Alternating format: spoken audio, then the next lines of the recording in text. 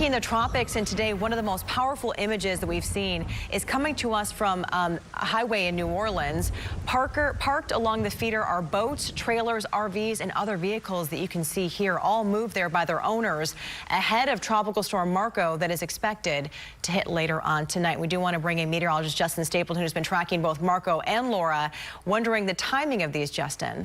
Well, Marco is likely going to be making landfall sometime later this evening, possibly overnight into early Wednesday. The storm has really weakened considerably, so it really won't be that big of an issue. I think a lot of what they're prepping there for is Laura, which is going to come in possibly as a Category 2 hurricane, may even be stronger than that when it makes landfall. I'm going to get to all of those in a sec. First, I want to kind of give you an idea of what we're going to see for this afternoon. Not only that, just got a word here from a reporter over in Beaumont saying that Port Arthur Mayor Thuman Barty said they are planning a mandatory evacuation of the city of Port Arthur beginning tomorrow at 6 a.m.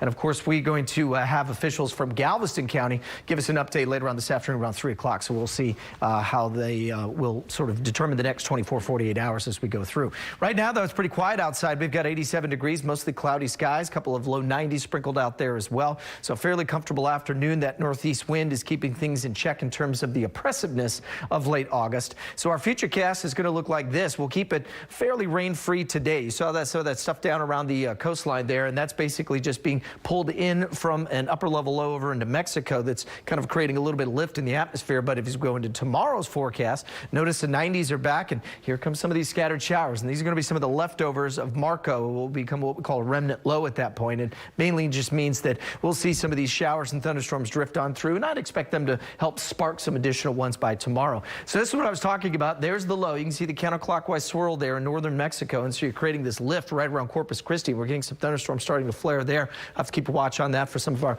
southern counties. And then what it's also doing, though, is it's shearing away a good chunk of Marco. The center is actually located offshore right about here, but all the convection from that, as you saw earlier on the radar loop, is all being pushed in towards the panhandle of Florida. So the storm's getting ripped to shreds, and there's just not much to it at this point. Now, not the case as we get down towards Laura. Trinidad, Cuba, right about there. So you can see the center is just offshore, and we're getting some good convection in that center. That is going to continue to trek its way right now, which looks like it could be working and may even miss a good chunk of that northwestern tip of Cuba.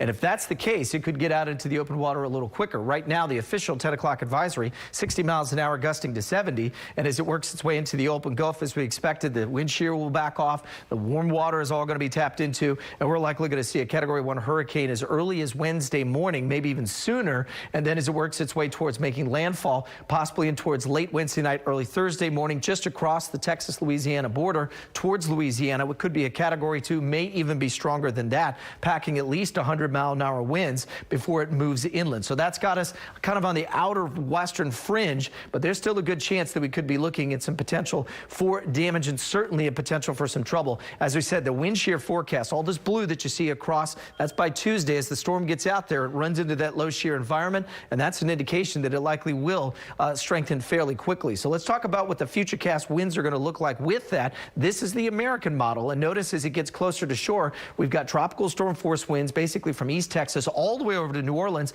and then of course near the center where it makes landfall could be close to Category 3 force winds. That's 110 about 111 to 100 and almost 30 miles an hour, and that will do some significant damage. So what we're going to be watching with this, and we've got some decent agreement with the spaghetti models as well. That's always good to see.